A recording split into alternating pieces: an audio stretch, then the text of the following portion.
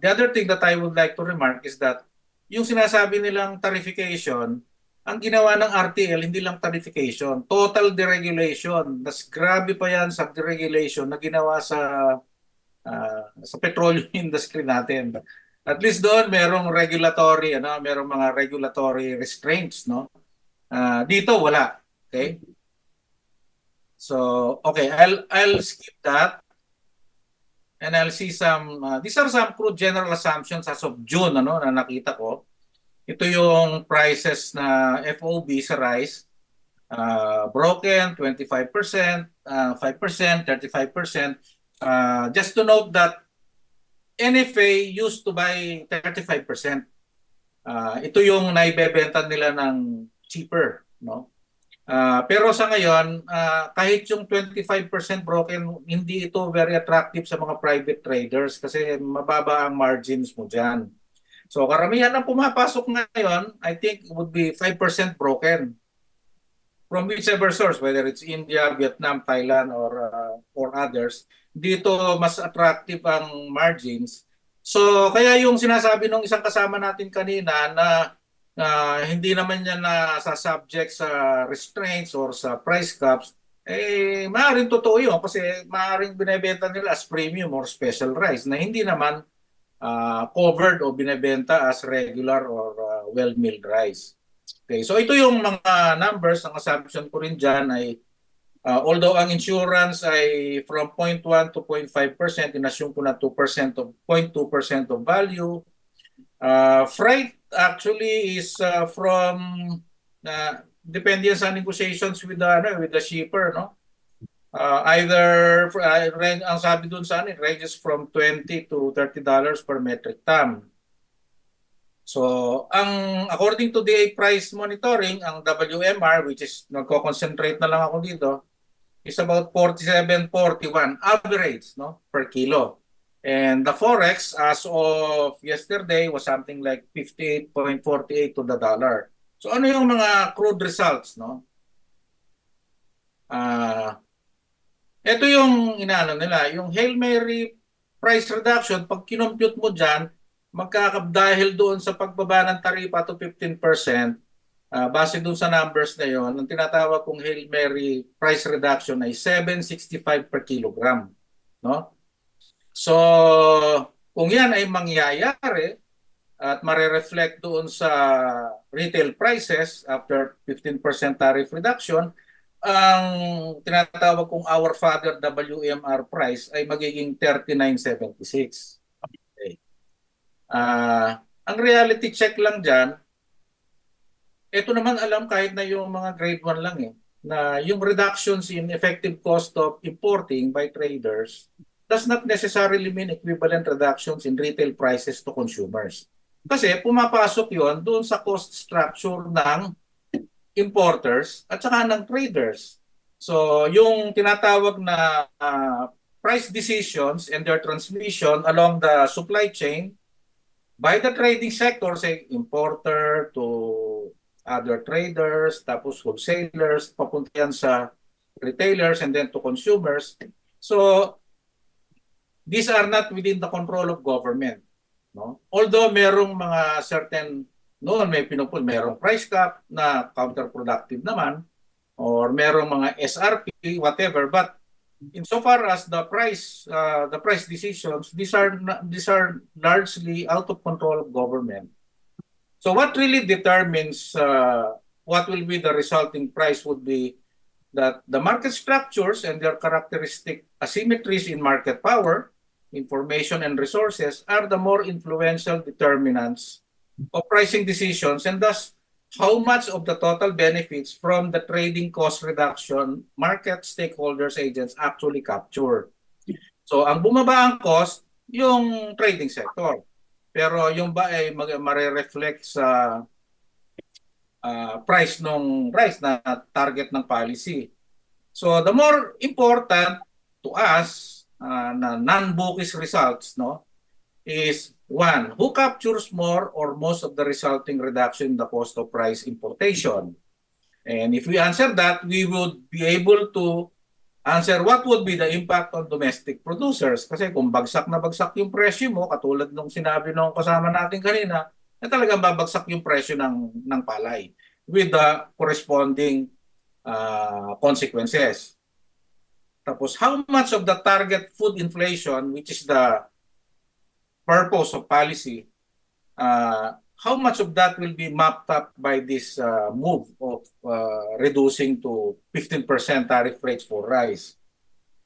Yung bang tinatarget nila na uh, i-map up yung 2.7 na headline inflation dahil sa food na because of rice, ma-map up ba yon?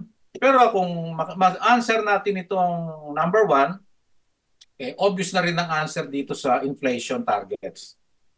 So dito, tinignan ko yung possible consumer trader splits at saka yung WMR retail prices. So yung scenario 1, 100 is to 0. Ibig sabihin, 100% ng reduction nakuha ng consumers.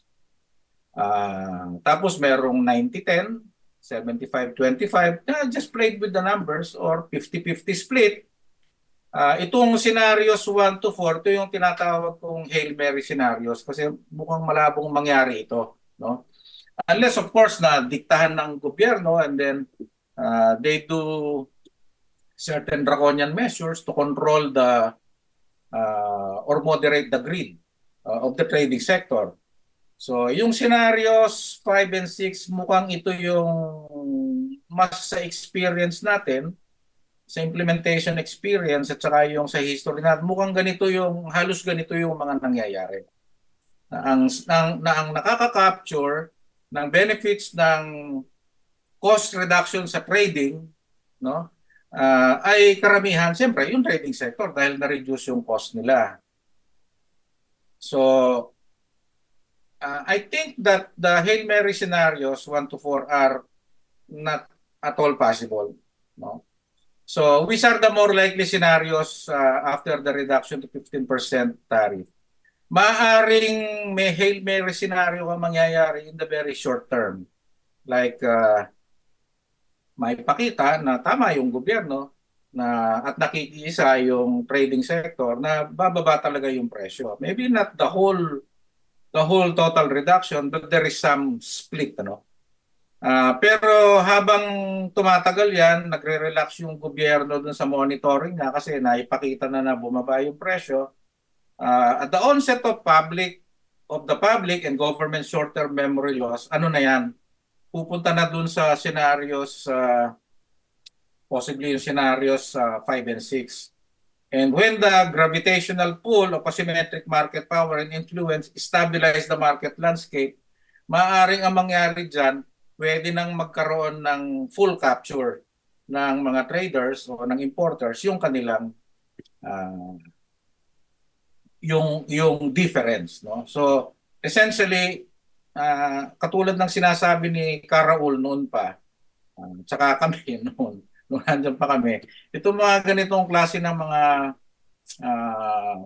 polisiya, ang karamihan ng makikinabang dito ay yung siyempre may resources at may kapangyarihan sa mga pamilihan natin. At yan yung trading sector. Meron akong end remarks dito pero hindi ko na siguro ipapadala ko na lang sa inyo. Gusto ko lamang gumawa ng isang parang summary. So clearly, as our historical and recent experience show, reducing tariffs do not necessarily reduce prices by the amount of tariff reduction. The realities of market structure, asymmetries in market power and resources, as well as market information will always enable the trading sector to capture most, if not all, of the windfall margins arising from the tariff reduction that reduces the cost of importing and trading, but not buying or consuming. If the tariff reduction policy is intended to primarily benefit consumers and the labor sector for improvement or maintenance of competitiveness, government must institute and implement measures to ensure that those reduction margins are fairly captured by the intended beneficiaries, the consumers. With, of course, a fair, not the lion's share as well, to the trading sector to do financial justice to their investments and participation in the program.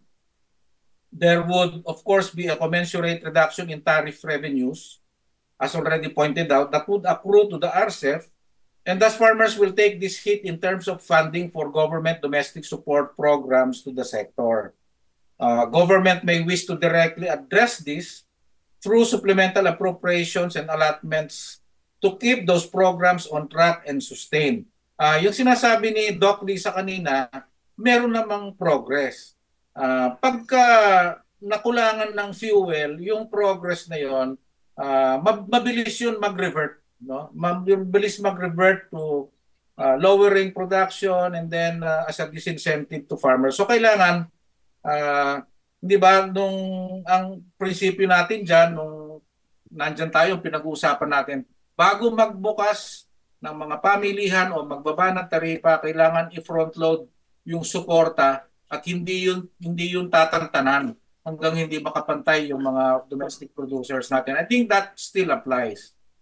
And finally, and with due respect to the econ managers and the NEDA board, if government merely abides by their blind faith on neoclassical economics and the latent efficiency of free markets without being grounded on social and human nature, as well as the imperfections of the structure of actual markets, the results would likely just be nominal reductions in price for the government's optics purposes, but without really making a difference on the welfare of consumers and farmers and the general public. So only the powerful and the resource-endowed get to capture most of the benefits, totally diametrically opposed to the intent of policy. And the graveyard of government policies is littered with skeletons of good intentions and the skeletons of the supposed beneficiaries. Thank you. Okay, maraming salamat, Yusek. Tatawagin ko lang, Weng, is that related, related ba yung iyong sasabihin to what is being discussed? Lalo na kay... And then we'll ask Jerome siguro to comment on kay Yusek Fred before moving on to the next. Sige pa, Weng. Yes, actually yung aming activity doon sa yung forum namin sa PRISM is related to EO 62.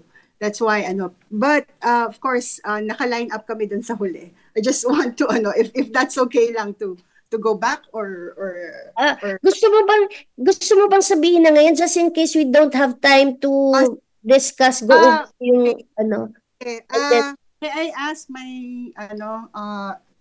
yung aking siguro I will just share a presentation kung hindi man presentation Rose, Marie, sorry. Sige, hindi na tayo bumalik, mabilis lang kung related naman din.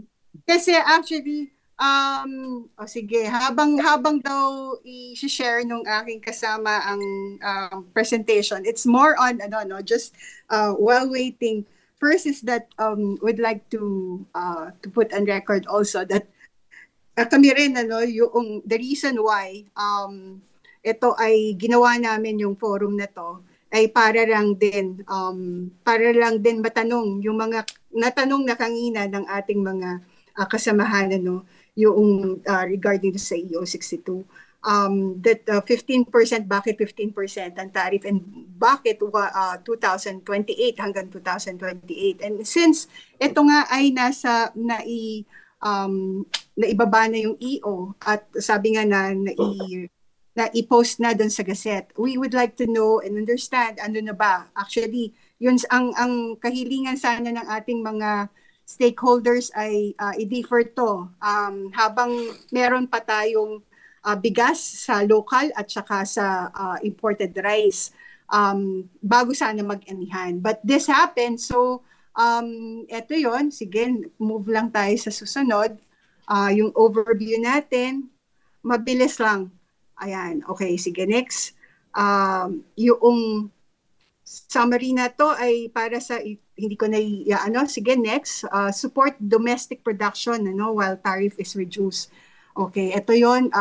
Yung purpose is to aim to make the more rice affordable. Ito yung sinasabi na para at magkakaroon ng impact doon sa inflation. Pero sige, tuloy lang natin. Napag-usapan na to. We will just give this or send this copy, the copy of this para manggaling na lang din. Ano? Sige, hindi ko na i-discuss to at sasabihin. Paki-next lang. Dun sa Yes, resolutions nyo. ano na tayo doon sa may, ano natin, sa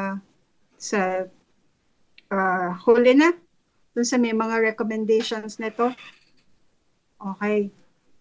Okay, may mga recommendations din from the ano.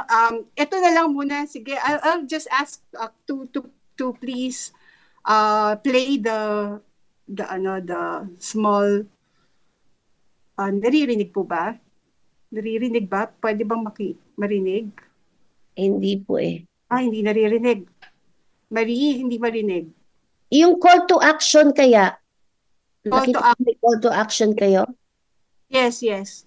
Pakilagay na lang doon. Yung Wala. call to action. Sige.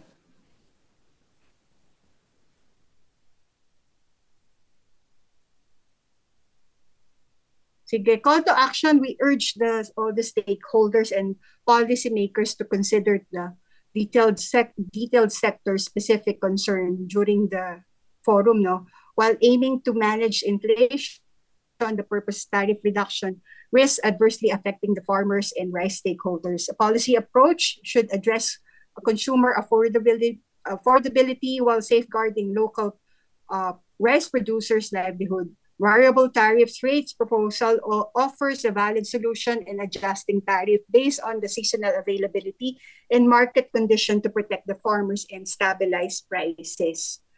Okay, sige. Pa-move na natin. Okay, doon sa despite the collective efforts at the forum that we requested deferment of the executive order, this order mandates, etc. We urge the government to consider the adjustments on the implementation of the executive orders. So, tapos nilagay dyan sa recommendation na tayo.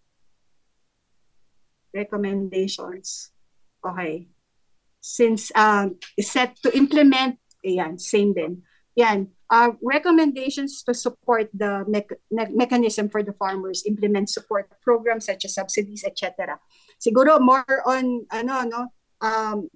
gradual tariff reduction, consider the phase, etc. Sige, move mo na yon. Move mo na.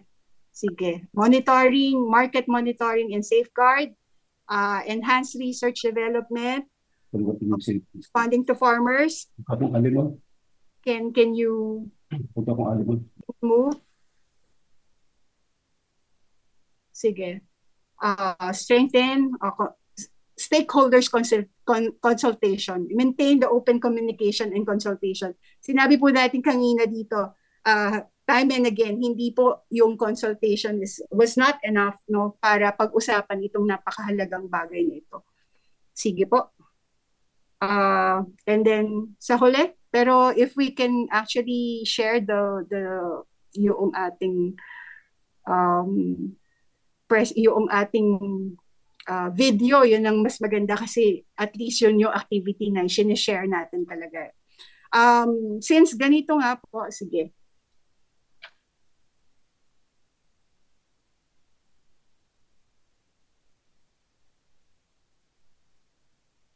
The video, the audio, please.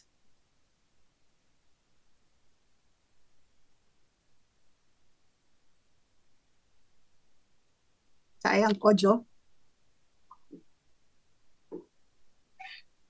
Walang audio po, ma'am.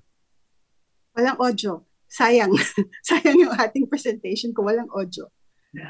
Okay, anyway, pwede bang paano na lang We will just share the probably video. off so that you can hear this, no? Ilagay sa chat yung link. Pakilagay mo sa link. Yung ano lang natin dito, Hazel, there are a lot of questions kanina. Talagang totoo naman po, hindi mag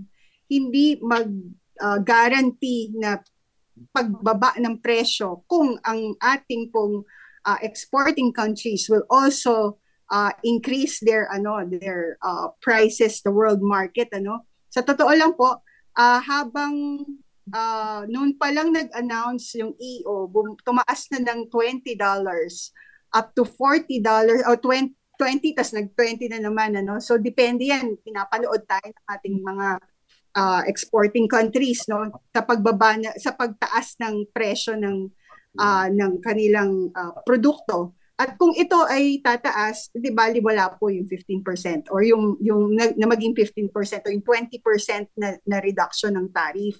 So, sana makita natin yon na hindi siya guarantee. And at the same time, bababa rin talaga yung presyo ng palay pagdating dun sa anihan. Ngayon, hindi pa po nararamdaman ng ating mga farmers to, pero pagdating po ng September, pagdating ng anihan natin, doon natin mararamdaman At nagkakaroon tayo ng nagkaroon ng false hope din ng ating mga farmers na nasiyahan sila sa pagkaroon ng magandang presyo ng palay. But then, panandalian lang to. Affected din po ang ating mga rice miller, ang local rice miller. Marami po sa atin na sumuporta talaga sa pagbigay o pagbili ng palay na up to 30 pesos lalo na nung nagtaas po ng presyo ang NFA na pagbili ng palay. Ngayon lang sa talang buhay namin maski po ng sinasabi ng mga elders natin dun sa industriya na ngayon lang nagkaroon ng mataas na presyo during na anihan pero hindi bumababa yung presyo. So how can we just really expect that the price of rice will be lower kung ganito po yung naging scenario. But then, since nandito na tong EO na to, what we need to do is to really adjust. Sa amin po, ang laki ng titingnan na namin how could be able to manage it na mapababa yung lugi. Dahil nandun po talaga. Pero ang laking-laking impact po dito sa rice industry, whether it is local or imported sa ngayon. Dahil yung pong timing ng EO na to ay hindi po talaga napag-isipan o napag-usapan. So yun nga po, sana sa susunod po na merong ganito talaga, it's very important that everybody will be consulted well and intayin po yung mga recommendations. Kasi ang hirap po talaga itong sitwasyon na nagiging political yung ating mga decisions. And we hope that sa mga susunod ay talagang itong impact ng economic impact nito sa ating industriya will really be deliberately considered. Kasi ang dami po nitong tatamaan. And we hope that dun sa review, sa ating, yun po yung pinaghahandaan natin na yung pag-review na after 4 months, tama po ba? 4 months ang review ay mapakinggan na itong mga recommendations natin because hindi to basta. And tama po, we agree that instead na may mga subsidies, tinanong po namin about the 29 pesos, hindi po kaya yon ng ating mga stakeholders kung ito ay kung hindi bababa, kung hindi magkakaroon ng reverse doon sa parang implication din sa pagbili ng palay. But sinabi naman po sa atin ng NFA at ng mga lawmakers also. We had a meeting. Nagkaroon po ng meeting and I will take this chance to be able to give also some briefer or background of why we were there. And gusto lang po namin kasi parang nabigla rin kami sa mga pangyayari. We were talking to each sectors ng government and we invited most of the people na sa gobyerno sumama sa forum, but unfortunately we will dahil sa maliit na rin po yung oras ay hindi po nakarating. Yung iba rin po sa inyo ay inimbitahan namin. But then, doon sa pagkakataon na yun, went to the other government agencies but hindi natawag po kami. Nung Monday last, I forgot the date already, but medyo mahirap po dahil na huli na eh. Parang nahuli na kahit ganito yung sentimiento ng ating mga farmers, ng ating mga rice millers and other stakeholders, no? Pero ano nga po bang gagawin? Sa susunod po, ano nga po bang gagawin? We hope that this will become a lesson to us also, and talagang hindi na po magkaroon ng destabilization sa ating or ng ang ini-aim natin ay food security, but we are not at this time. Hindi po tayo secure kung ganito kagulo yung ating sistema. We hope that we could be able to really talk and discuss well and give recommendation sa lahat po ng sectors. Sa ngayon, yun lang po muna. Maraming salamat. We'll give you the position paper also that we have discussed there. Thank you. Sige, salamat Weng sa sharing ng inyong results ng consultation. So mukhang kayo din hindi nananawagan ng isang consultative process and transparency sa paggawa ng mga polisiya. Sige. Para siguro sagutin yung mga huling recommendations, can we also ask si Jerome and then also Yusek? Chris is also here. Maybe yung doon sa bahagi ng mga support na nabanggit ay he can also comment. So welcome Yusek, Chris. Jerome, sige, final reaction siguro. Yeah, okay. With the permission of Yusek Chris on the line. I didn't know that he was here. But nevertheless, I would just react to the comment that the DA is part of the NEDA board. Let me just clarify that DA is not part of the NEDA board, but we are a member of the CTRM cabinet level framework where recommendation to the NEDA board emanates. So I think that's one clarification. As to the impact of that reduction of tariff from 35 to 15%, medyo mahirap sagutin yan, except to say that yung mga existing estimates kasi maybe even the other agencies based on static modeling, assuming everything is constant, but the world is not constant. Even the announcement of a reduction on tariff would have some behavioral impact on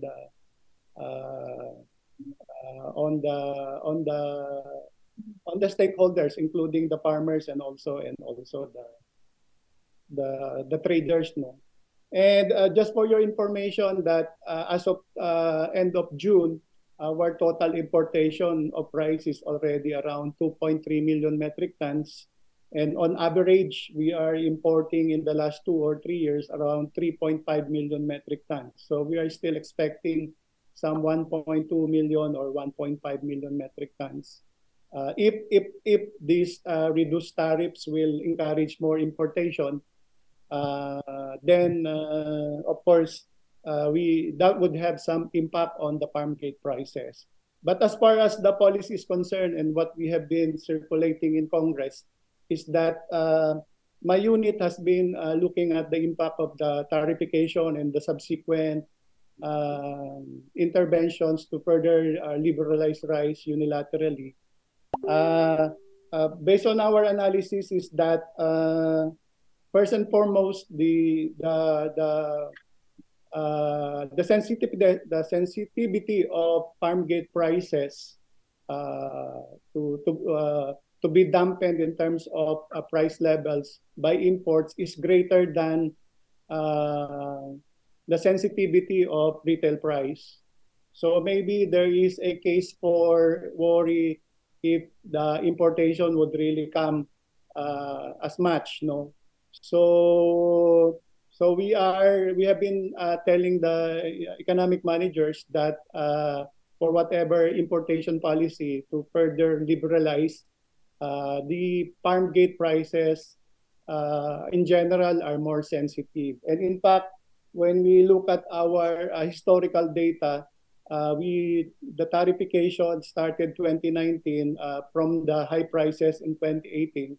So naturally, there was some reduction of prices, but the prices prior to 2014, 2015, 2016 was very much the prices years after 2019.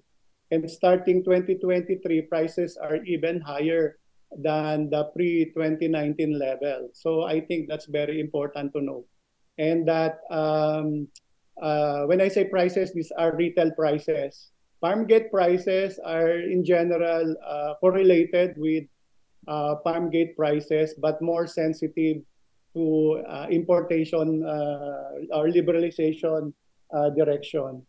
Now, as to the presentation uh,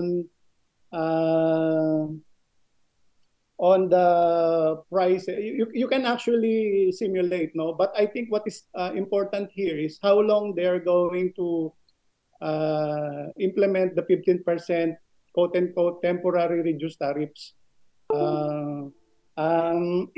If this is going to be 2028, then you can up to 2028, then on a yearly basis, you would say it would have a big impact on the farming community. But you know, there's always short run and long run impacts, no?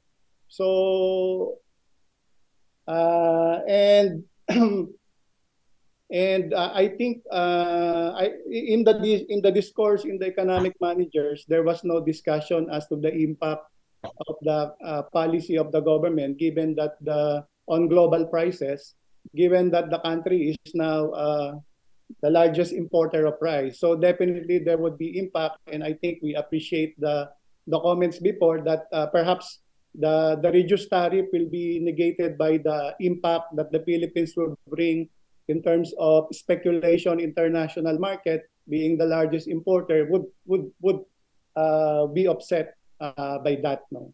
But for this year, given that we are already imported some 2.3 million metric tons, and that we're considering that it's a lean period already coming.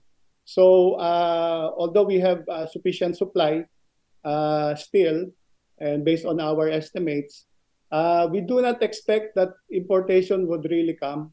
And my speculation of the decision to import is not only stem from the concern of the consumers, because I think economic managers are also concerned about inflation targeting as it relates to high interest rates that could push interest rates higher. That would have a general impact on the cost of money of borrowing for businesses. And of course, it is true that who are the big ones are also benefiting for low interest rates, no, in general. But everybody is concerned about high interest rate, and because it translates to high cost of borrowing.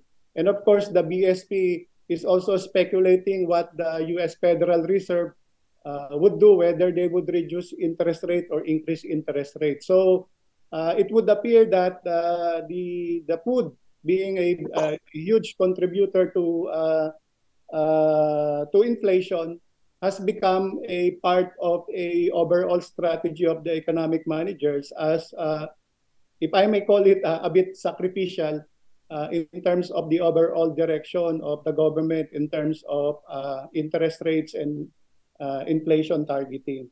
So that's very important. Now, for this year, we do not expect that, based on our findings, that I think validated USEC Preds already mentioning that there won't really much impact on the retail price. I think the issue here is how much really that can. For this year, we do not expect much because it's already middle of the year. And then we are also expecting bountiful harvest November, starting October, November, December for rice.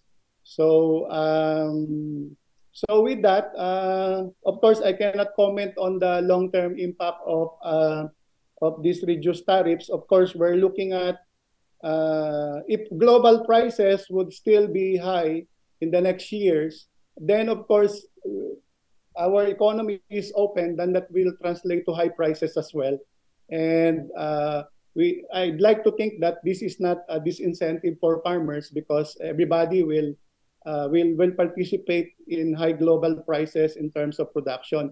What we're avoiding here is the cost push inflation, meaning that if the cost of production to our farmers are becoming very, very high, and then that's a difficult problem. But if the increasing prices of rice in the global market is not stemming from high cost of production, then we think that this is not necessarily a disincentive for local producers to continue investing in farming. No?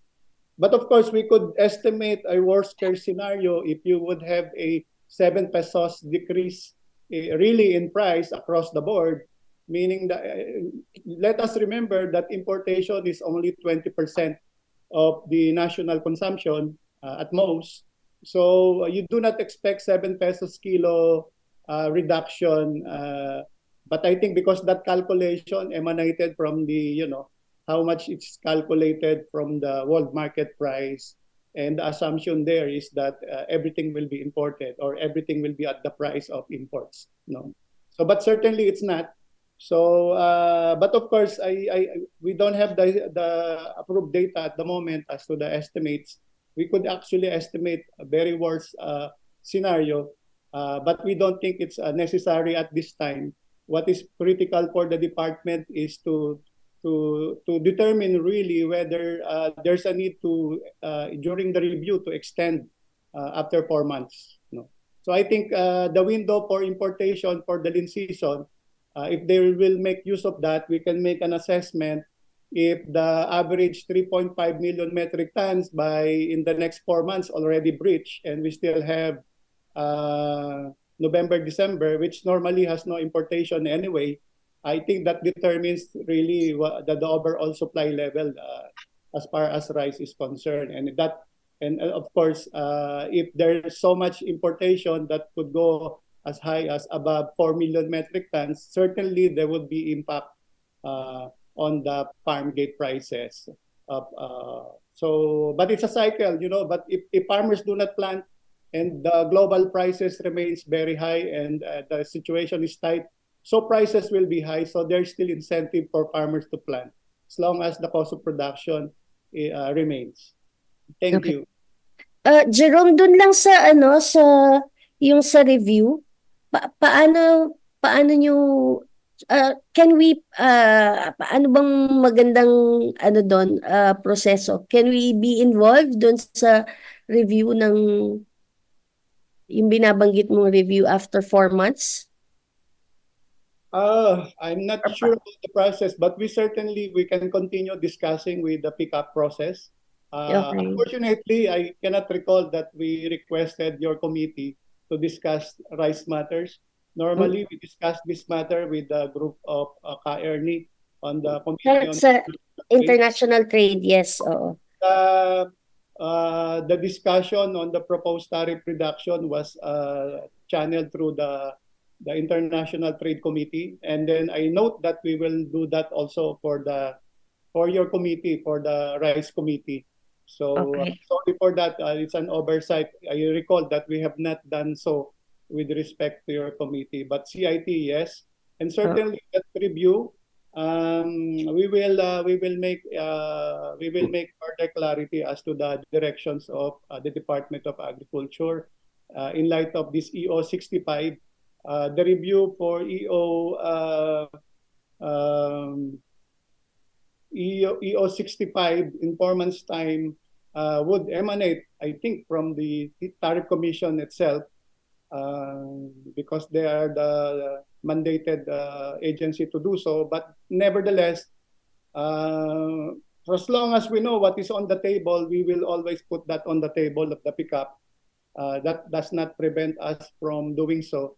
Let me just repeat that the 50% was beyond our radar screen when this process came after the cabinet level meeting. So the Department of Agriculture could not make a intervention or endorsement for pickup to consider that proposal. So at least at my level, I could say that process. Okay, thank you. Okay. Please note yung mga suggestions po dito sa chat box like strengthening your Intel work and others. Hindi ko na mabasa at medyo mahaba na yung discussions dito. So, sige, salamat. Dun sa, syempre kakabit niyan yung support for the farmers, no? Can we call on Yusek Chris? Kung may idadagdag ka lang sa competitiveness measures and sa lahat ng sa bahagi ng magsasaka. Marami ding additions, recommendations on this chat box. Are you there, Yusek?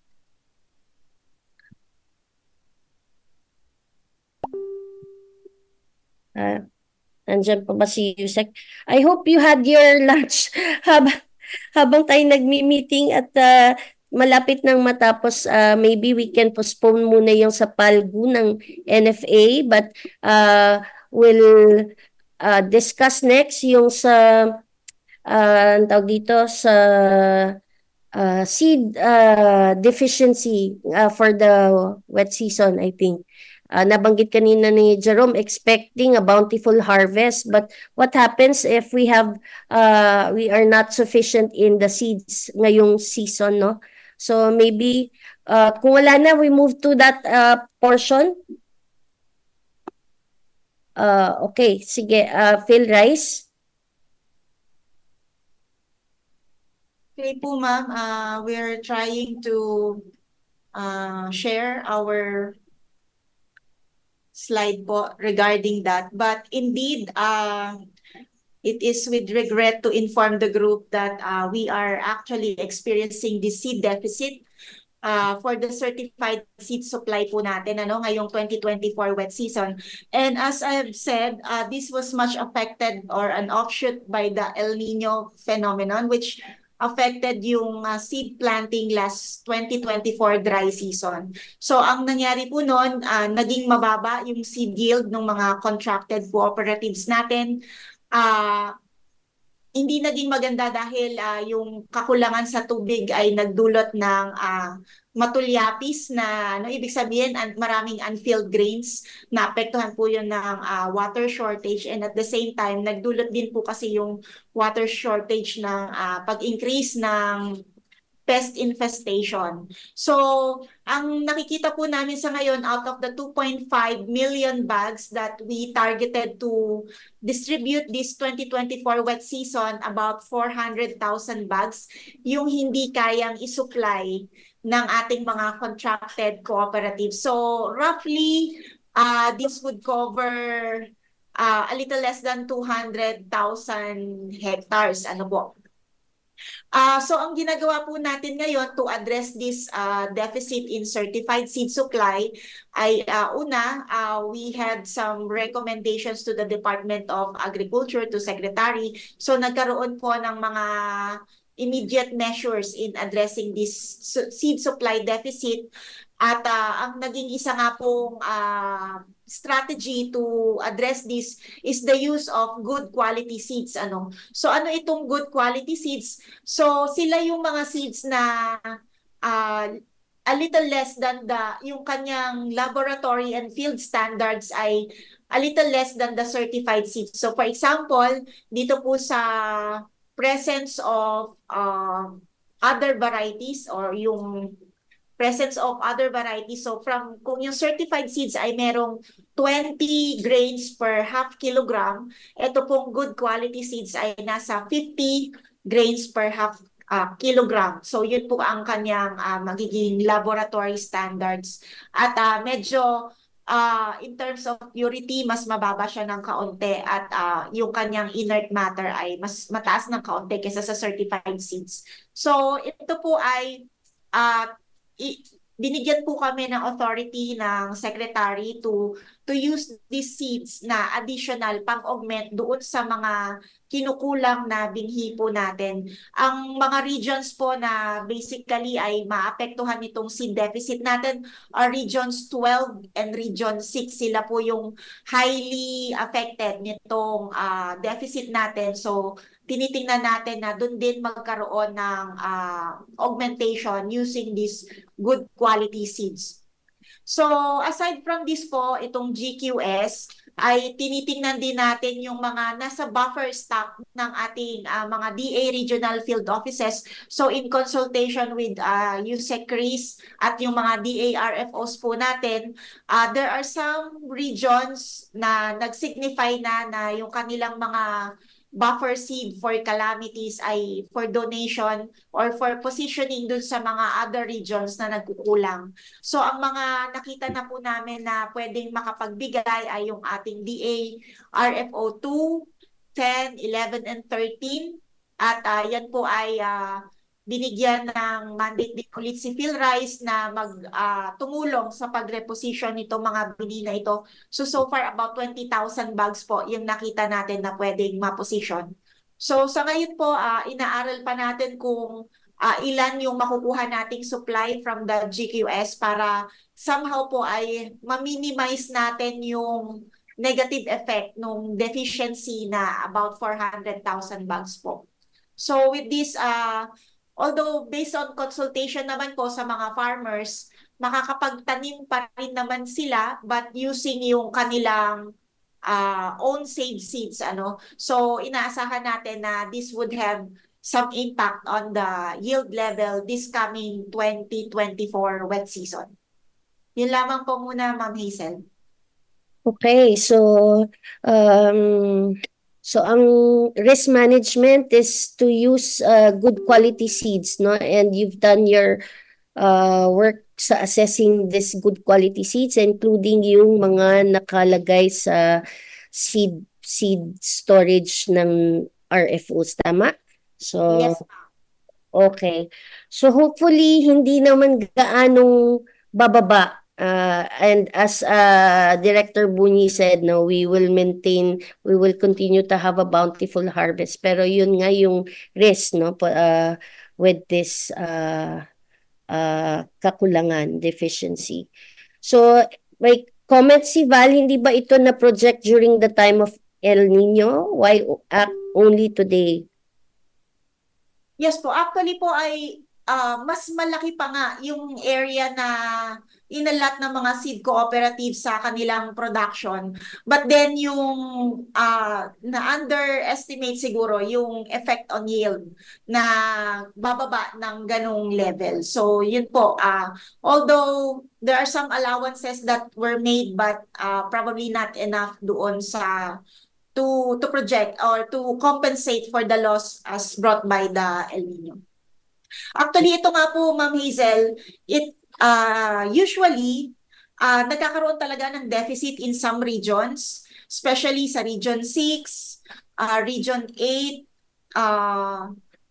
ano pa ba yung iba? 4-8. Region 4A, yan, mga ganyan. But usually napupunuan natin yon kasi nagsusurplus ang Regions 1, Regions 2, and 3. But this time around, even Region 3 is not sufficient in seeds. So that's why yung mga traditional na pinagkukunan natin ng pampuno ay nagkukulang din po sa ngayon. So I remember yung isang area namin, ang mga seeds nila galing, halimbawa Sorsogon, Bicol, galing pa ng Nueva Ecija. Yes. So ngayon, actually we received the report ng insufficient seeds from Banga, Aklan, kasi partner namin ng Banga. Sige po. Yusek, Fred, and then baka may gusto pang magtanong, so pumila na please. Thank you. Suggestion lang kasi yung mga cycle naman ng El Nino, La Nina, yung mga natural phenomena, medyo mas predictable na ngayon, di ba? Yes po. So, ang isang suggestion na, I think even during the Marcos era, ang ginagawa nila simple lang eh. Pagka na-anticipate nila na maapektuhan yung mga seed producers, kasama sa extension noon, sa extension programs, yung pagpapatindi ng training nila on Production. hindi, yung good quality seeds, no? Hindi man yan ma-certify pero kung tama yung cultural and management practices na ginagamit ng mga farmers, ma-identify mo yung plots, ma-identify mo yung farmer na maaaring maging source ng good quality seeds, no? The other suggestion for a longer term is uh, there is nothing that beats spread insofar as the seed network is concerned. But I think what is limiting the spread of the industry are the capacity limitations of the seed certification system. Sa pagkakaalam ko, kung correct me if I'm wrong, an average of just one or two seed quality certification centers per region. Tama ba yun, Lisa? Yes, sir. There are some regions, especially yung mga islands po, na may additional, but generally, there is just one na center po talaga. So that is ito matagal na naming sinasuggest sa BPI pero wala kaming nakuhang favorable engagement sa BPI. Ang suggestion namin ay ganito. Ang seed certification, hindi naman yan rocket science, ano? I mean, we have on average one or two colleges of agriculture, state or even private, per province, no? That if the BPI can develop the protocols for auditable protocols for seed certification, seed quality certification, pwedeng yung magko-qualify na labs sa mga state colleges and universities from the provinces, pwede yan i-accredit at pwede silang bigyan na i-delegate na mag-certify or bigyan ng regular, sila yung mag-perform ng technical work para yung spread ng seed certification network natin mas malawak. Ang advantages niyan, yung seed industry mo talagang ano yan, bubulusok yan. Dahil halimbawa, kung meron akong magandang alam ko yung seed production, tapos ako ay nasa Bataan, tatakbo pa ba ako sa Nueva Ecija para I mean, the logistical costs would be vastly reduced if you are able to spread the seed certification network. Ngayon, yung system ng BPI, yan ang backup mo. Pag merong bumagsak sa audit ng na dapat din ang BPI gumawa ng audit protocols to ensure the quality of work, technical quality of work of the seed certifying agents that you have accredited. So, pag pumalpak sila, kayo meron tatakbuhan yung ating mga seed producers. Pag well spread ang industry mo, palagay ko mas madaling makakapag-react ang DA at saka yung seed production industry dyan sa mga anecdotes ng severe El Nino or other natural phenomena. It just takes I think some loosening on the part of BPI sa kanilang regulatory coverage. But I think we have enough expertise. Kikita yung BPI, kikita yung state colleges and universities. You will lower the cost of seed certification because even if you don't lower the fees, the logistical costs of certification are definitely going to be lowered, and the seed production industry can actually begin to offer lower prices to our farmers, and they're going to offer quality seed material as well. So yun ang isang suggestion na maaaring makatulong sa atin dito sa mga ganitong klase ng natural itong episodes ng El Nino o La Nina, dahil hindi naman buong bansa inaapektuhan ng La Nina o El Nino eh. So yung adjustments na yon, magkakaroon ng agility yung sistema na yung mga hindi tatamaan, doon talaga kailangan i-focus ang efforts at saka yung suporta. So these are my two suggestions which the committee might wish to further elaborate, if you wish, we can explore a proposal with which this can be done. Kasi Yeah. napag-iwanan tayo dapat nga 100% na yung ano natin yung use of good quality seeds o yung certified seed, pero yung 80%, ewan ko Lisa kung yan talaga 80% ng dry season at saka wet season baka mas kung kukumpara natin sa mga ibang bansa, especially mga exporting countries like Thailand at saka Vietnam, definitely mas mababa ang use ng good quality seeds ng ating mga farmers. Kaya sa akin, very basic yung seeds. Kung sa umpisa pa lang, medyo palpak na yung genetic material mo, talagang hindi ka katulad nung sinasabi ni Kajes Santa Maria, kung palpak na sa umpisa pa, wala kang i-expect na ma-hit mo yung near the yield frontiers. One other thing is, if you notice, Vietnam, even Japan, Thailand, India, ang kanilang mine-maintain at inaano na varieties, you can count it with the fingers of your hands. Tayo nakakailang variety na tayo. Ang katutak yung variety natin. Baka dapat may focus tayo sa varietal development na ano, although I realize libo-libo yung isla natin, pero kung tayo magpo-focus dun sa ating mga rice producing areas, baka naman ma-identify natin kung ano talaga yung magandang small set of varieties instead of presenting our farmers with a complicated so many number of varieties. I think that would be a particular shift. That is the call of not only of DA but I think particularly PhilRice. When I was at PhilRice, we were discussing about this, but this again, we didn't get any engagement from our colleagues in the varietal improvement program. So hindi ko alam kung ang sabi nga nila, yan naman si Serrano, economista trying hard to be an agronomist. So, yun lang ang mga suggestions ko. Thank you very much. So, I think maraming Ma'am. suggestions sa seeds. Yes, Mr. Jess, sige. At alam ko seed grower ka. Ma'am, meron po akong isang observation din, no.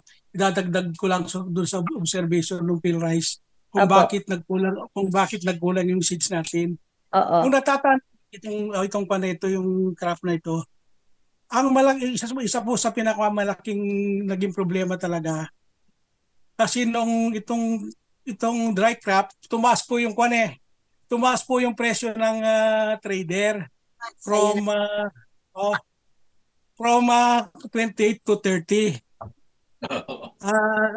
Kaya yung ating ibang seed grower, siyempre ako yung seed grower din, alam ko rin yung nangyari. Napilitan po silang magbenta nung para sa seeds nila. Dahil mas malaki po yung tutubuan nila kung ibibenta nila sa sa 29 or 30. Hindi na sila magpa-process, wala nang tracking and transportation cost, wala nang drying cost, wala nang shrinkage yung palay nila at saka kung pinatuyo at saka binroweran. So kung isipin mo po talaga, sa presyo po na 30, noong 1.5 po ang 1.520 pa yung price noon, hindi pa tumaas ng 1. Doon po nakadesisyon ng ibang mga growers na ibenta nila na lang nila yung kanila. Yung production nila. So marami po yung nabenta throughout the Philippines po yon. Hindi lang dito sa Negros. Hindi lang sa Iloilo. Magkano po lalabas, Sir Jess? Magkano po lalabas yung per kilo nun ang pagkakabili normally ng PhilRice, magkano nga? Per kilo. Yung dati po kasi dati 1.520 lang yung presyo. Nung tumaas po ng 29.30, hindi pa tumataas nun yung presyo ng na aproba ng DA. Medyo nahuli po ng konti yung inaproban na 1672 ngayon. Okay. Yung effectivity. Kaya yung iba napilitan. Pero alam po ninyo kung titignan po natin yung 1672, Talagang kwan po, sagad na po sa aming mga grower yun. Halos konti na lang po yung naiiwan sa amin. Dahil isasuggest ko po sana, no, kung magko-compute po sila, yung talagang actual cost, hindi lang yung production cost yung i-consider nila. Yung drying cost, yung shrinkage ng palay, yung shrinkage sa blowing, shrinkage sa drying, tapos yung transportation cost. Kami po dito sa Negros, pagta-transport po kami kahit na within na Negros lang, umaabot po hanggang 50 to 60 per 20 kilogram, 20 kilogram. Halos wala na pong natitira talaga sa amin kahit na magpapatulong po ako sa kwano para ma-justify yung Okay. yung price po na 1672. Mas maganda po kung mapatastasan. Yun ang makaka-compute po ng gusto diyan, yung DA tsaka yung fuel rice. Basta yung suggestion ko po, hindi lang production cost, yung Mm. processing cost idagdag po nila, Sige transportation po. cost and other Maraming, cost. Oh, okay. yun po yung Maraming salamat. po.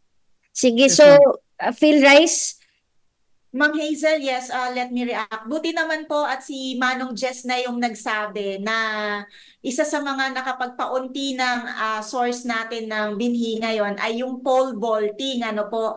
So totoo po yun.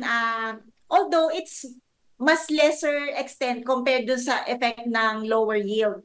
But then it's also a factor po. So actually for this wet season po, ang naging kontrata nga po natin is yung higher price na, yung 41.8 pesos per kilogram, coming from 38 pesos per kilogram in the previous season. Ano naman po yan, nag-heed ng call ang Department of Agriculture, ang DA natin, na itaas yung presyo kasi nga nakikita rin yung opportunity cost ng mga cooperatives natin. But then, ayun nga po yung sinasabi naman din namin sa kanila na kumbaga ito namang relationship natin is a long-term relationship. So there are times noon na medyo mababa yung presyo ng palay.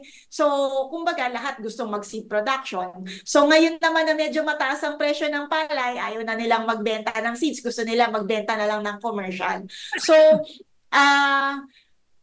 we are banking din sana po na kahit syempre ganun naman yung contract naman natin is in a way long term eh. So ibig sabihin actually kung ma-extend pa nga itong programa, nandyan pa rin yung programa natin na meron silang guaranteed market. And we designed this program na kahit papaano yung kanilang marketing process ay kumbaga, napakaganda eh. May guaranteed price ka, meron kang guaranteed market. Kaya lang, of course, hindi natin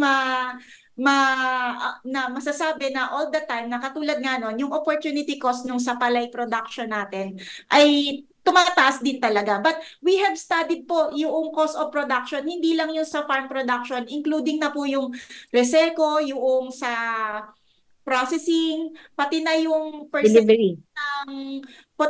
kumbaga may 10% rejection. And doon sa costings po namin, mga 28 pesos per kilogram ang nagiging cost of production sa seed production. Ano po. So, sa nakikita namin, meron pa rin talagang income kapag ka sa even the 38 at lalo na kapag ka sa 41.8 pesos per kilogram. So, patuloy naman din po natin na ina-update itong production cost natin.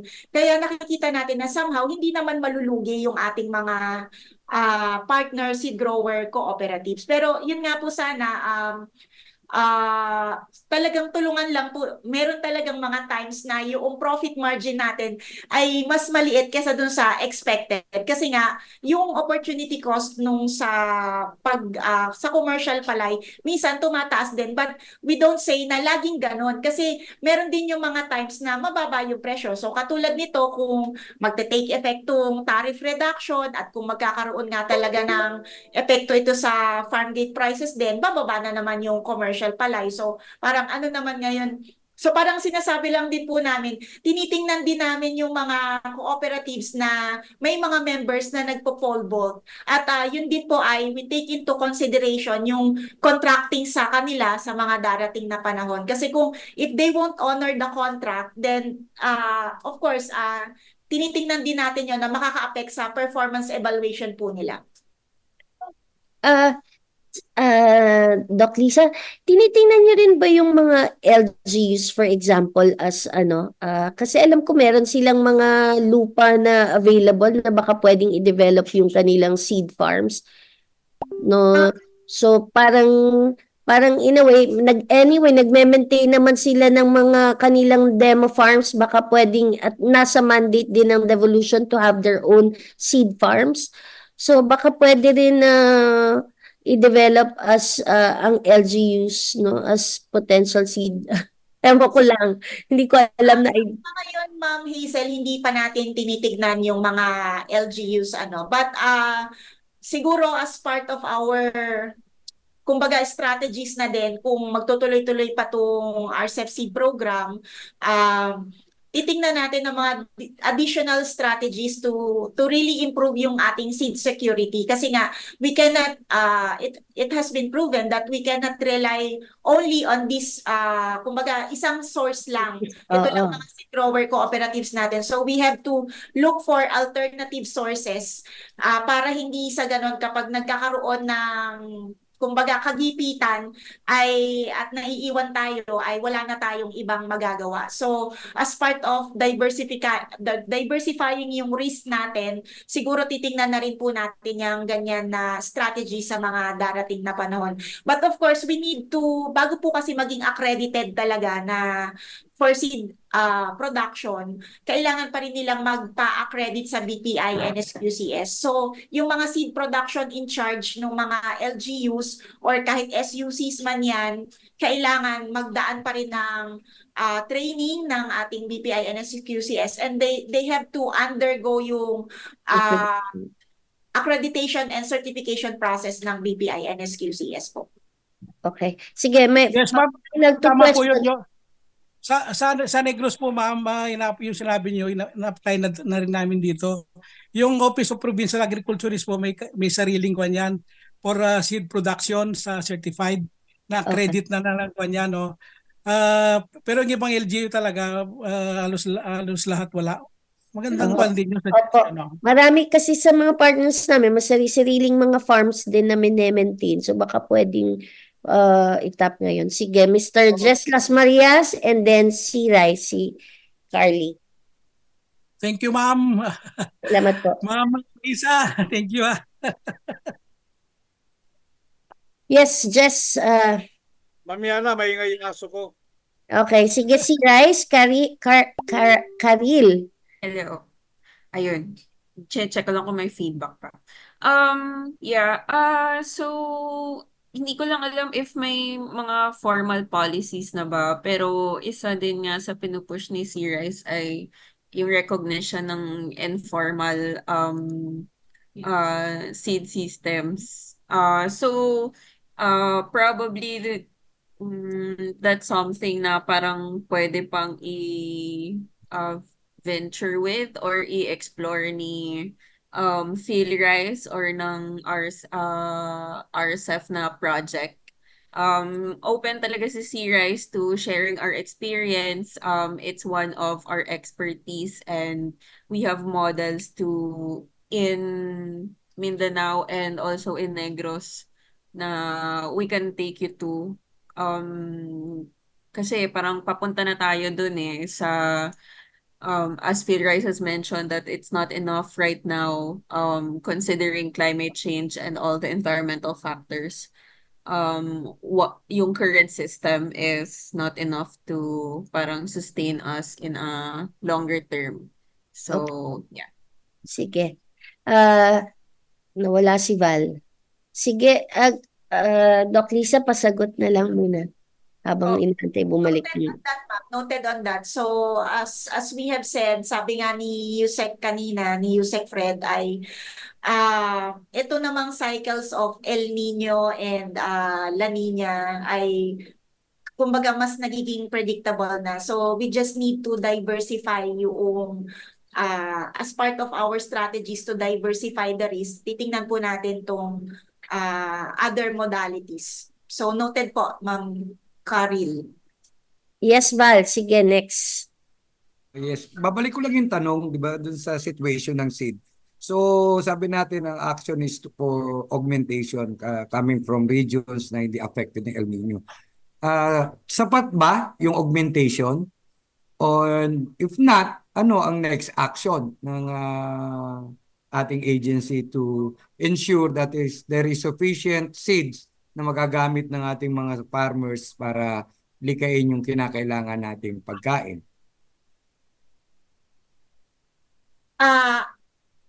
Hindi pa po natin masagot ng exactly sa ngayon kasi nga po we are still in the process of determining yung volume nung yung mga magiging available for good quality seeds but then should it be na kulang pa rin yung magiging available supply. Actually po, we are geared towards na yung succeeding season natin, the dry season, to augment more. So, ibig sabihin, kung ang targeted lang namin ay around nasa 1.8 million bags for distribution ng dry season 2024-2025, doon po namin tinitignan na mag-over or mag-above target para to compensate yung magiging reduction ngayong 2024 wet season. Kasi parang, di ba, parang pag tinignan natin, yes, tapos na tayo sa El Nino, but Pag-asa has already stated na will be entering La Nina. So, di ba, para magkakaroon din ng impact yan doon sa usapin ng seed eh. Kasi yung mga magtatanim for this season, ay pag inabot ng bagyo yan, iwawasak ulit yan. So how can we augment them or assist them kapag yung kanilang mga pananim ay winasak at binaha naman. No? So yun yung mga, kumbaga, baka kinakailangan mas aggressive na paggagawa ng solusyon dahil sabi nga ni Yusek Fred, mas kaya na natin i-plot kung anong mangyayari given yung current situation ng climate crisis natin. So parang yun no? Parang baka maging cycle din no? Na unfortunately baka sa dulo we're not just importing rice, baka pati seeds ay magi-import din tayo. Napakasama naman kalagayan ito para sa ating lokal na industriya. Okay, before ko salamat Val, bago ko tawagin si Jess, baka isa din magandang strategy yun nga yung use one seedling per hill para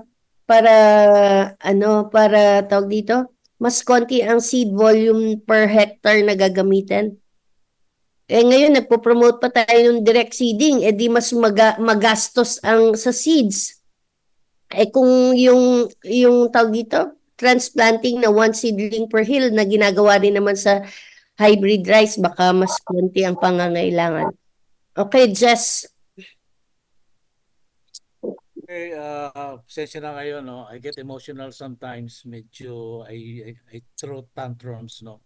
Pasensya na kasi alam niyo naman, matanda na ako. I'm 73. And I'm really looking for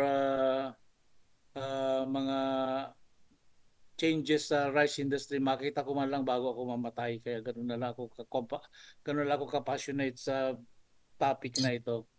Now, I just would like to state briefly the two things I wanted to put across in this meeting. One is perhaps the need to go back and study the structure of the Department of Agriculture kasi it's not responding to the problems na na-encounter natin. Napupuna ko nga, pabalik-balik, yun pa rin ang problema, yun pa rin ang ating sinisikap na solusyonan. Pero sa tingin ko, as early as 1997 kasi na-discover na namin that the DA has to be restructured in the light of the ginawang devolution.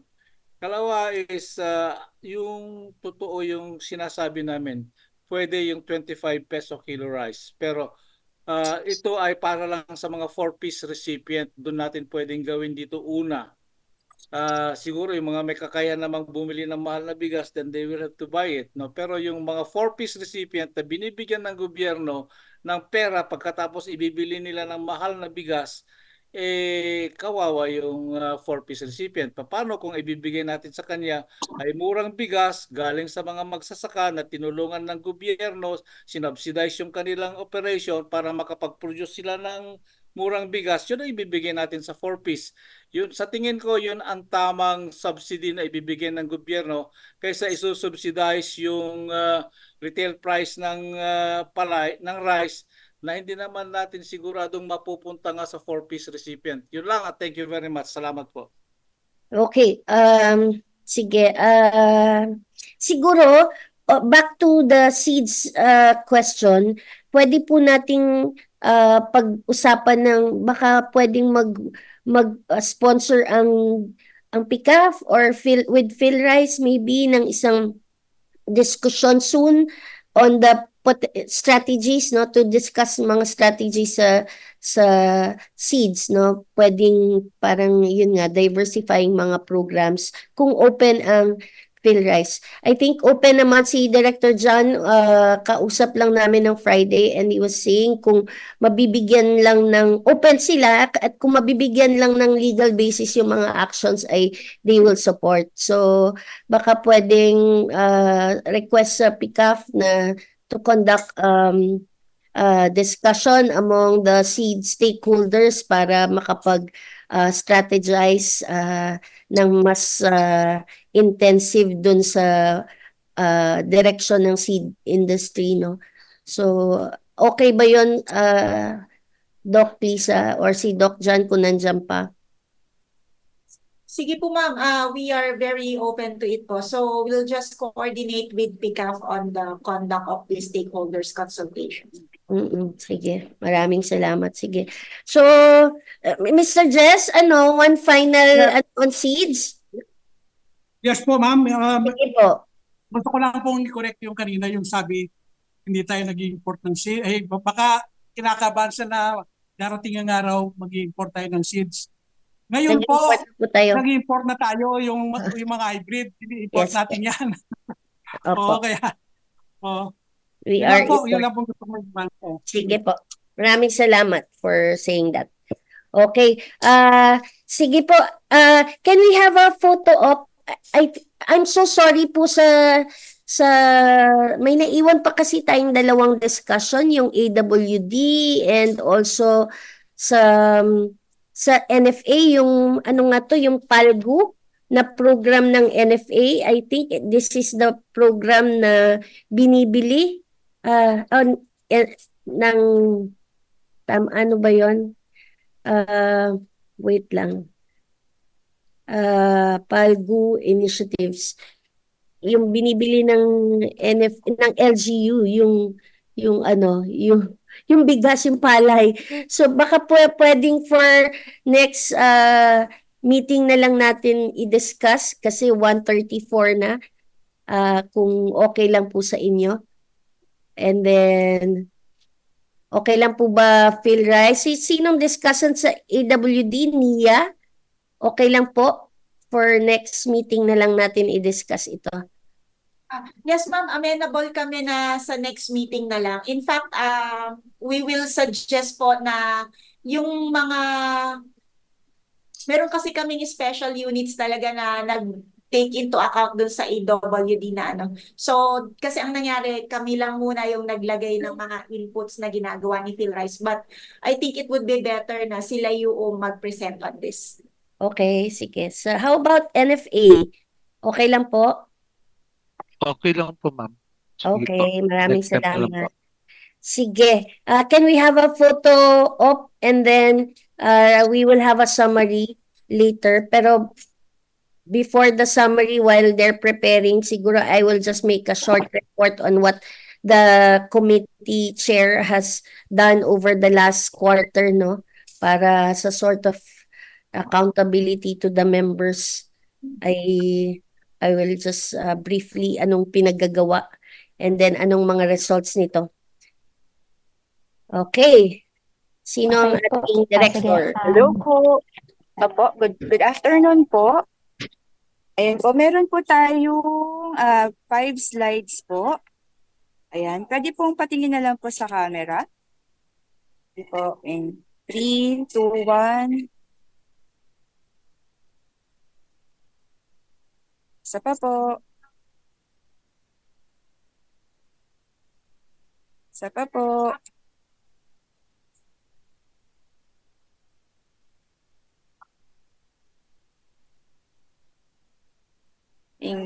Okay.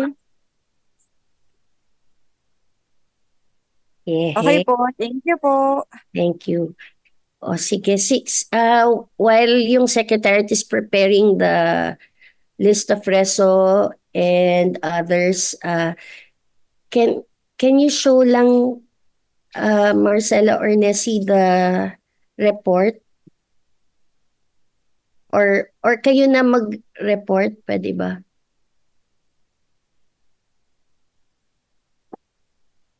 Ma'am, wala kaming kopya po. Oh, anyway, ano ba? Sige, sige. Ready na ba yung synthesis? Hindi pa. Ready na, Sige. ma'am. Okay, o sige, kayo na lang muna. Mag-present na po ng synthesis. Sige. Oo, sige.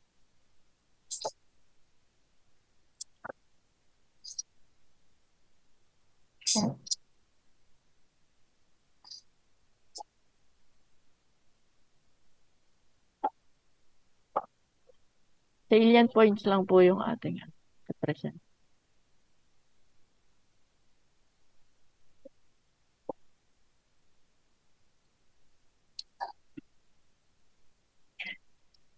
Or yung kahit resolutions lang, yung mga lumabas or sige, yan na muna, sige. Okay po. Then we, Okay, ito po yung ating mga major agreements for our meeting today.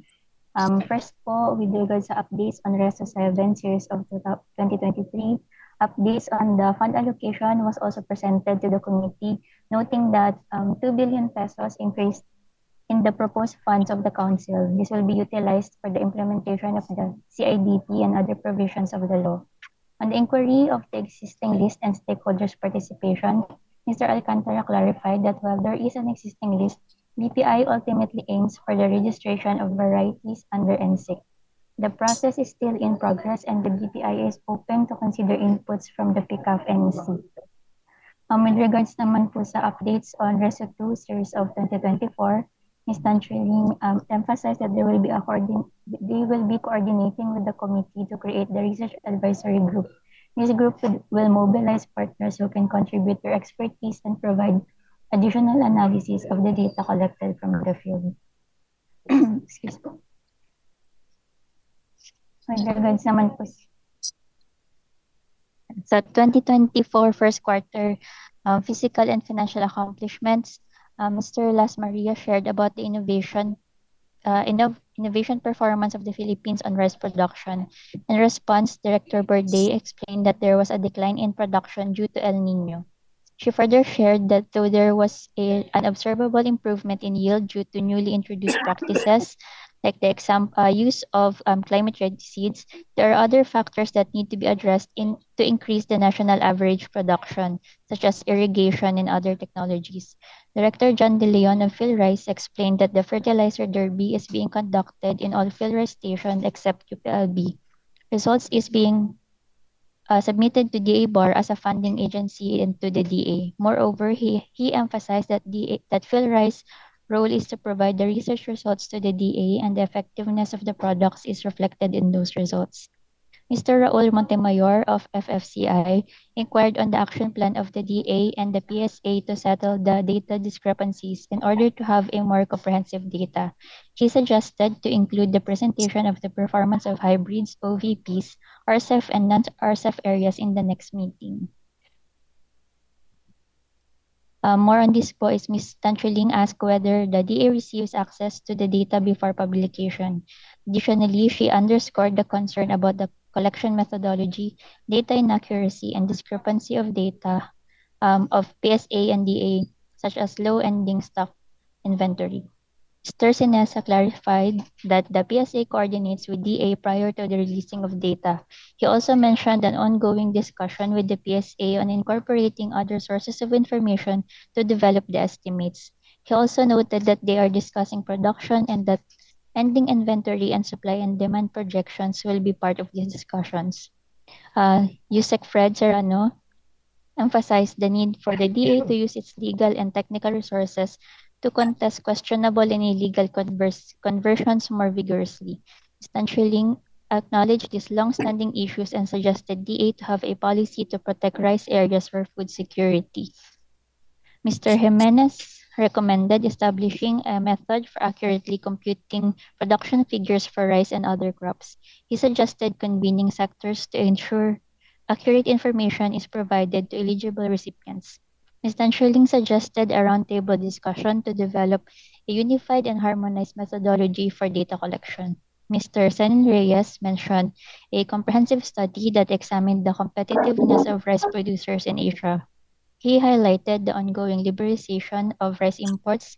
He expressed concern that unless we narrow the gap in competitiveness, it's unlikely that we will achieve competitiveness in the future.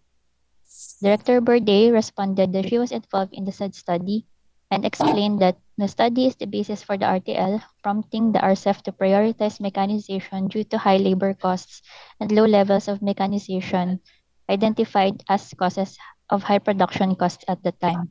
Ms. Tan Shilling also emphasized that if the RCEP implementation is extended, the next phase of RCEP study should focus on combining support measures with effective implementation strategies to meet the targets. Mr. Jimenez pointed out that the mechanization program's lowest utilization is in transplanters, leveraging 2 hectares per season.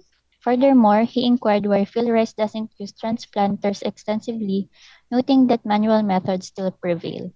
Director Borde responded that the observation shared by Mr. Jimenez likely stems from the field rice current non-use of transplanters in seed production pending guidelines from the BPI and SQCS. However, she explained that field rice actively promoted utilization of the transplanters in commercial rice production, collaborating with Philmec to provide training on proper seeding and seedling establishment for transplanters. With regards to NEDA Board's approval of the rice tariff reduction to 15%, Ms. Lindy De La Cuesta of the Tariff Commission clarified that they are not a member of the NEDA Board and emphasized that they abide by the statements made by the President, who is the NEDA Board Chair. For further clarifications of the committee, it could be addressed by NEDA through a letter, thus requesting the committee to write an official letter for NEDA to answer the inquiries. Ms. Tan Shilling requested the Tariff Commission to provide the minutes and list of participants from the previously conducted hearings related to this issue. She emphasized the need to improve and strengthen the call for a more consultative and transparent process in light of this situation. Dr. Ted Mendoza mentioned that EO 62 has not been published yet, so it is not in effect. However, Ms. De La Cuesta clarified that it was already published in the Official Gazette on June 20, 2024 and in the Manila Bulletin on June 23, 2024. Ms. De La Cuesta Ms. Tan Shilling noted the low participation of the rice farmers during the hearings and suggested DA to organize the rice farmers to gather their inputs and comments to come up with a position as agreed by the stakeholders. Dr. Serrano raised that DA should have conducted its own consultation through PICAF NECs on rice and international trade to organize the stakeholder participation in tariff hearings. He shared that this was the practice during his time as DA Undersecretary to discuss the DA's position on tariff matters that is supported by the stakeholders. Ms. Tan Shilling requested the Tariff Commission to provide as of June 2024, the total importation of rice is about 2.5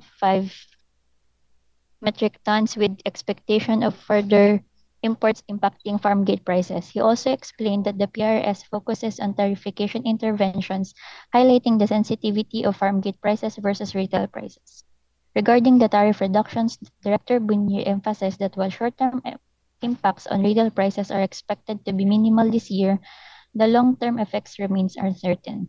He underscored the need for ongoing assessment and monitoring to gauge the impacts on rice supply and prices, particularly as import volumes and global market conditions fluctuate. Ms. Tan Shilling requested Director Bunye to invite the committee members in scheduled reviews that will be held in the next 4 months. With regards to the updates on seed deficit for the 2024 wet season, Director Borde explained that they are experiencing inefficient supply of certified seeds due to El Nino phenomenon, which led to the notable decrease in seed yield due to water shortages and increased pest infestations. To mitigate the shortage in CS supply, immediate measures have been recommended to the Secretary, including the use of good quality seeds that slightly deviate from certified laboratory standards.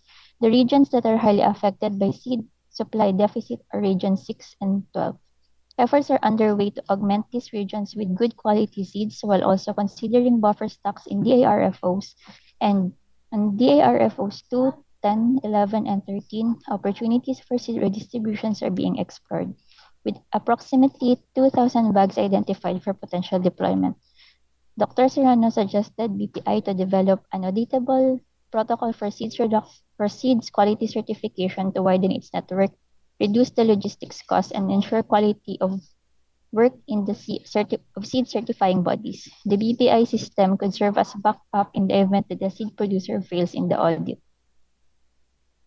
Mr. Jimenez shared his observations regarding the lack or low supplies of seed, which he attributed to the dry cropping season. He noted that the prices from the traders has increased from 28 pesos to 30 pesos, leaving farmers with no choice but to sell at a higher price rather than process the seeds due to the high cost of processing, such as drying and transportation. Consequently, poll voting is rampant in this scenario. Director Berde explained that PhilRice is looking into cooperatives that are involved in poll voting.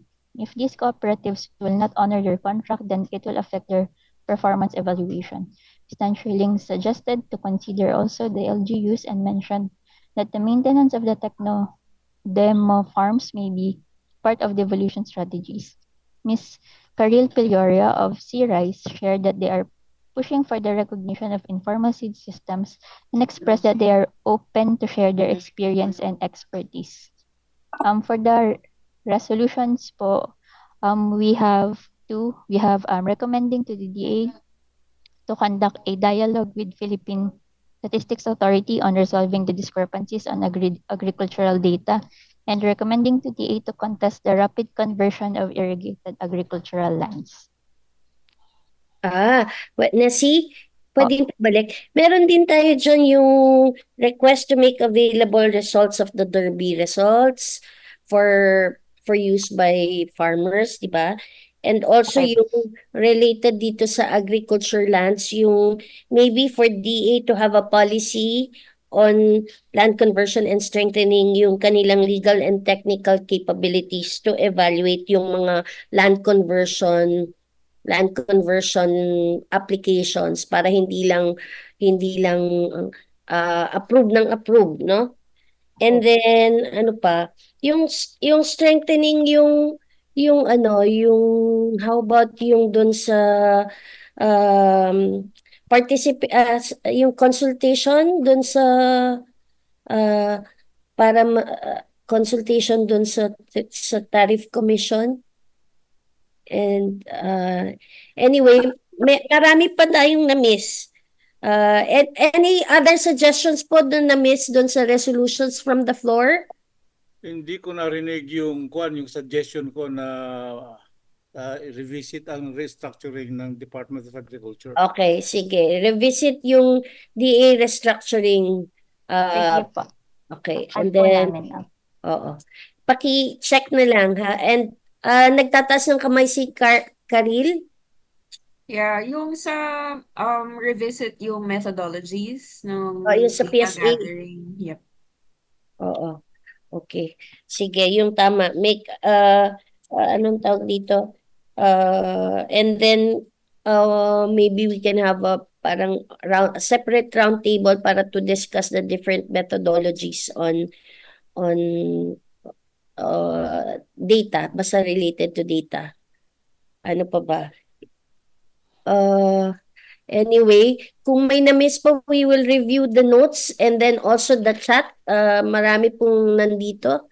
And then we will forward to all the members and those who attended today for your for your comments para po before we finalize the resolutions ay merong inputs nyo na ulit. Sige, ma'am. Iayos na lang. Hazel, Yes po, kung meron pang yung sinasabi ko kanina, aside from the fact na strengthen yung kanilang technical. Meron namang technical capability ang DA sa sasabihin doon sa hindi yan pwedeng i-convert kasi well-defined yan sa batas. Okay. Ang sinasabi ko, pagka despite yung analysis o yung evaluation ng DA na hindi yan pwedeng i-convert tapos i-convert pa rin. Di ba sinabi ko kanina, hindi yan kino-contest ng DA. So kailangan, ang trabaho ng Department of Agriculture, pagka mayroong mga ganon, even to the extent of going to through the legal process of contesting. Halimbawa, katulad dito lang sa Laguna, ang dami dito. Meron ditong bagong subdivision, 75 hectares hanggang doon sa Lawa, dito sa tabi namin. Ano yan? Fully irrigated na rice land yan. Nakakatatlong, tatlong crops per year. Ang average yield dyan ay lumalampas ng 120, no? Doon sa Pero, bakit despite the presence of the irrigation system at saka yung existing dyan, bakit siya na-convert? Bakit hindi ko test? Okay. Diba? So yun ang kailangan na Kasi kung dahil hindi kino-contest, edi tira lang ng tira through the LGUs or whatever sinanigans yung posible na ma-convert yung lupa. Kasi kung hindi yan i-contest ng DA, magpapatuloy yan. Tuloy-tuloy lang yan. Actually po, medyo developed na yung, lalo na sa agrarian, yung mga NGO sa agrarian, marami ng, anong tawag dito, pag-aaral tungkol dyan sa land conversion issue. So baka pwede nating i-revisit para medyo paunlarin yung proposal dito sa policy proposal on land conversion. Wala tayong member dito. Yes po. Pwede magdagdag ako para kay Yusek Serrano. Section Sige. 11 of AFMA, please take a look, no? Kasi nandun ang napakahigpit na provision tungkol sa conversion at saka yung mga idle lands. Idle lands. Yes, pakitingnan lang sir yung section 11 ng AFMA at makikita po natin doon kung gaano kahigpit sana kaya lang hindi naman the conversion of prime irrigated lands. Yes, section 11 ng AFMA. I'm well aware of the Ngayon, ang isang dyan na dapat pag-aralan, kasi nagiging ang ginagawa ng mga realtors dyan, yung parallel system ng ng land use. Kung minsan, hindi yan papasa sa national government, pupunta sila sa LGUs. Kung kailangang pag-aralan na dapat ba ang LGUs ay may ganong full power autonomy sa issue ng land conversion kasi doon dumadaan ang mga gustong mag-convert. Insofar as the national laws are concerned, being implemented by the national government agencies, hindi yan pwedeng i-convert, illegal conversion yan. Pero ino-authorize ng LGU. So merong disconnect doon. Yun dapat ang siguro mas masinsin na tignan natin. Baka merong dyan, makakatulong natin ng Kongreso para ma-address yan. Sige. So pag-aralan natin kung yung conversion dapat subject sa approval sa national, hindi lang dito sa local level kasi binibigyan ng authority yung local level na para silang mag-approve Kaya mas maganda siguro any conversion sa sir.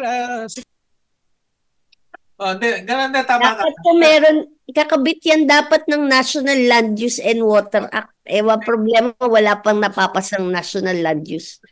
Ay, nako. Oo nga. Tayo lang ang bansa na walang National Land Use legislation. Pero, ang lang dyan, ayaw kasing galawin din yung crucial provisions ng ng local government code. Which has granted LGUs the power. Yung ganong very vast powers. Ang sinasabi ko nga, bakit pa kayo mag-ano ng strengthening LGUs We are ang laki na ng autonomy ng LGUs natin. May financial autonomy, meron silang autonomy on certain legislative matters. Tapos ito, sa disposition ng natural resources under their jurisdictions, ang laki ng autonomy, pwede nga silang hindi na parang ang nangyayari, hindi na sila nagko-coordinate sa national planning. Yun ang dapat sa palagay ko ang isa sa importanteng ma-address natin para maano yung land conversion na yan.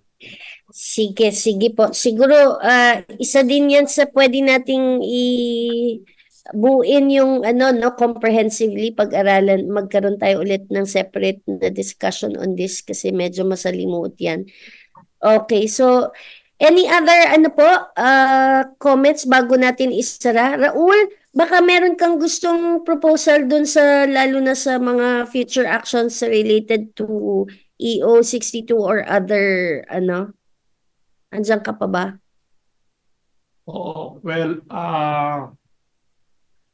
balak kasi namin mag-file na TRO, temporary restraining order petition sa Supreme Court. Kaya akala namin hindi pa napapublish, pero nung sinabi kanina nung tiga Tariff Commission na pinalabas na pala sa dyaryo nung June 22. So we will file the petition sa Supreme Court palagay ko within early next week, no? Okay. Hindi na dapat mag-file. Hindi naman kami siguro well, tignan na lang natin kahit hindi makuha yung TRO. I think hindi ito yung first time na parang pinaglaruan tayo ng Tariff Commission at saka ng NEDA sa consultation, no? Even yung previous consultations nila, bago pa mag-consultation, tapos na yung boxing eh. Parang gawa-gawa na lang yung consultation para lang masabi ng consult, pero actually nag-decide na sila kung ano yung gagawin, no? So I think ang importante rito ipakita natin na papalag tayo, no? Hindi pwede yung ginawa nila, yung kita na lang niyo yung sa galaw ng Tariff Commission kanina, very evasive sila, no? Meron silang tinatago na pagkakamali, no? So that is one step. The other step is we will file also a separate case sa Ombudsman against the Tariff Commission and the NEDA for not following the law sa issue ng consultation. No, maliwanag kasi yun sa batas eh, na bago maglabas ng tariff reduction, kailangan merong consultation. Okay. And then yung pangatlo is if mamarapatin ng grupo namin, ng iba-ibang grupo, then we will hold mass actions. Okay. So, yun yung mga next steps na yung mga gustong sumali, you are all invited. Sige, sige. So, maraming salamat. So, yung gustong to learn more and maybe to participate in the actions no led by FFF, you are free to do so and connect with them directly. Sige. Clarification lang, Hazel, hindi lang ito FFF ha. Yes. Even kami kasama. Yeah, maraming grupo to, Sinag, Ubra, pati yung non-rice kasama rin dito, yung mga pork at saka poultry groups. Opo. Ang difficulty lang natin sa rice, yun nga, wala tayong masyadong na talagang rice lang. Kagaya, tsaka wala tayong mga pera, na yung iba meron pang staff work complete na nagsusupport sa kanila to come up with positions immediately. Ang hirap dito sa rice, wala eh. Anyway, sige po, meron pa po bang kung wala na ay maraming salamat po for your participation. Pasensya na at nag-over na naman tayo. But we had a very good discussion. And salamat kay Yusek Fred for joining us and kay Ted Mendoza for joining. And magandang hapon po sa inyong lahat. Ay, Ma'am Hazel, if pwedeng announcements lang po. Ay, may announcement. Sige. Here po yung announcement. Yung schedule lang po ng mga next regular meetings, August 15 for the third quarter and November 15 for our fourth quarter. Ay, okay. And on Thursday po, meron pong second public hearing regarding po sa proposed amendments of the RTL. Okay. By the way, kasi last time we had a meeting sa RTL, amendments, and we came up with the position and submitted to the committee sa agriculture sa Senate and then sa House, no. Pero And we also resolved na dapat meron tayong participation dun sa ano. Pero wala po tayong natanggap na invitation to participate. Kaya hindi nagkaroon, kailan nga yun nagkaroon ng hearing nung huli? And hindi tayo po. June 13? Oo. June So, 13 yun. hindi po nag-invite ang Senate, no? So kahit nagsabi na ang DA ng mga pangalan, hindi po tayo pinadalhan. So bagamat meron tayong planong mag-participate, yun nga. Limited lang, ma'am. Oo nga, we were not invited. They invited, pero mukhang yung mga gusto nilang imbitahin lang. So meron ako nakita during the meeting na mga farmers din. Pero Wala bang Zoom yan? Wala bang Zoom yung Senate hearing na yan para makadalo tayo Facebook lahat? po. Facebook Live. Facebook Facebook. Live. Pwedeng mag-participate po doon? Hindi. Manonood ka lang. Manunod ka lang. And malamang di naman nila babasahin yung kahit mag-comment ka doon, di ka nila babasahin. Correct. Noted lang, noted. Sabi lang, noted. So, ang sabi ni Val, action ang kailangan. Sige. So, hindi na sagot ni DA yun. So, we will talk outside of PICAF on this, no? Sige. Maraming salamat. Salamat, Yusek Fred. Salamat sa lahat. Salamat, Raul. Salamat po sa mga umattend. Pasensya niyo Sagot po. ka lang. Yung ating Okay naman, Mr. Jess. Walang kaso. Okay. So, we now adjourn the meeting. Maraming salamat po. Thank you po. Thank you po, ma'am. Yes. Thank you, everyone. Thank you, Sir Secretary Fred. At saka si Sir Ted Mendoza baka nandiyan pa. Regards lang. Oo nga po. Wala na. Okay, ma'am. Kabaryo ko yan, ma'am eh. Okay. Si Oh, Sir Dennis sa format. Orolio, ha? Hindi ka nagpapakita. Tahimik ka dyan. Okay. Bye-bye. Thank you po. Paano ba lumabas dito? Ba't naiba yung aking ano?